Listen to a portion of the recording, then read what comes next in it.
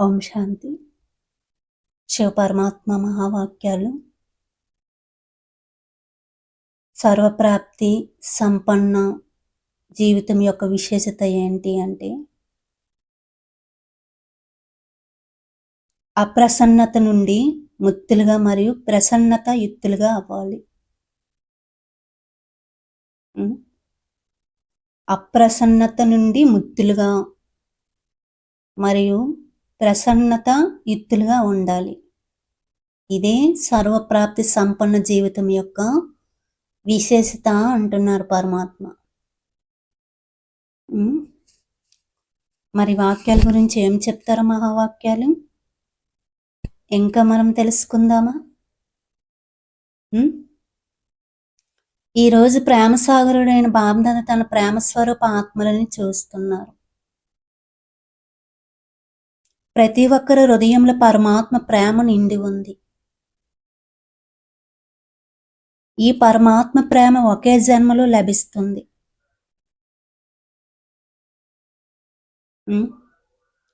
83 జన్మలు దేవాత్మల ద్వారా లేదా సాధారణాత్మల ద్వారా లభిస్తాయి. ఆలోచించండి, జ్ఞాపకం చేసుకోండి. మొత్తం కల్పం తిరగండి. స్వదర్శన చక్రధారులే కదా. ఒక్క సెకండ్లో మొత్తం కల్పం తిరిగి వచ్చారా?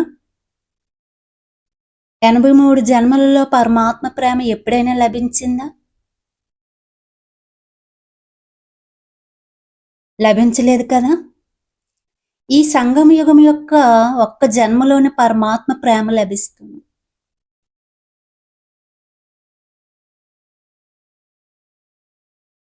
ఆత్మల ప్రేమలో మరియు పరమాత్మ ప్రేమలో ఎంత తేడా ఉంది?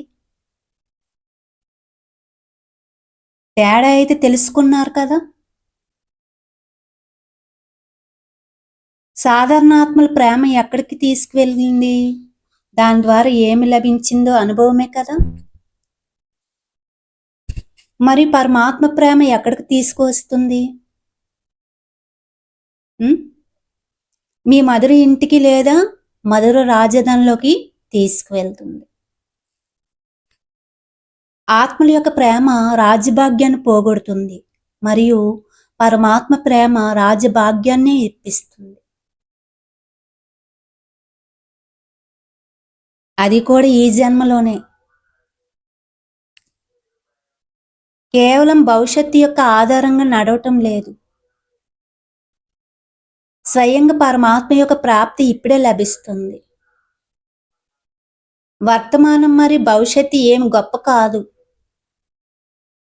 స్వర్గంలో ఏముంటాయి, ఏమి ఉండవు అనేది మీరు పాట పాడతారు కదా. మరి ఇప్పటి పాట ఏమిటి? పొందవలసిందంతా పొందాను లేదా పొందాలా? పొందారు కదా. లేదంటే ఇంకా పొందాలా? పాండవులు పొందారా? గోపికలైతే మహిమ ఉండనే ఉంది. ఈ సమయం యొక్క మహిమ ఏమిటంటే, బ్రాహ్మణుల ఖజానాలలో అప్రాప్తి వస్తువు ఏదీ లేదు. దేవతల ఖజానాలో కాదు, బ్రాహ్మణుల ఖజానాలలోనే అప్రాప్తి వస్తువు ఏదీ లేదు. ఇప్పుడు బ్రాహ్మణులే కదా. అయితే అప్రాప్తి వస్తువు ఏది లేదని అనుభవం చేసుకుంటున్నారు కదా. ఇప్పుడు బ్రాహ్మణులే కదా. మరియు ఈ ప్రాప్తులు కూడా అవినాశి, అల్పకాలికమైనవి కాదు. సర్వప్రాప్తులు ఉన్నవారి జీవితం యొక్క విశేషత ఏమిటి? అన్ని ప్రాప్తులు ఉన్నాయి, ఏ ప్రాప్తి లోటు లేదు. అయితే వారి నడవడిక, ముఖంలో ఏం కనిపిస్తుంది? ఏం కనిపిస్తుంది?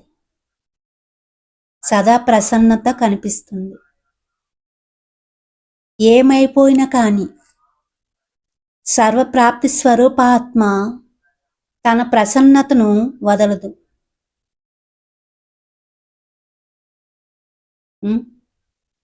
ఎప్పుడైనా అప్రసన్నత అనుభవం అవుతుంటే పరిశీలించుకోండి, అప్రాప్త అనుభవం అవుతుందా?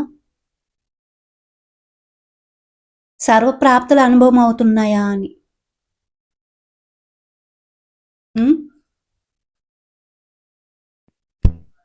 పరమాత్మ ప్రేమ కల్పమంతట్లో ఇప్పుడే లభిస్తుంది, ఇంకెప్పుడు లభించదు.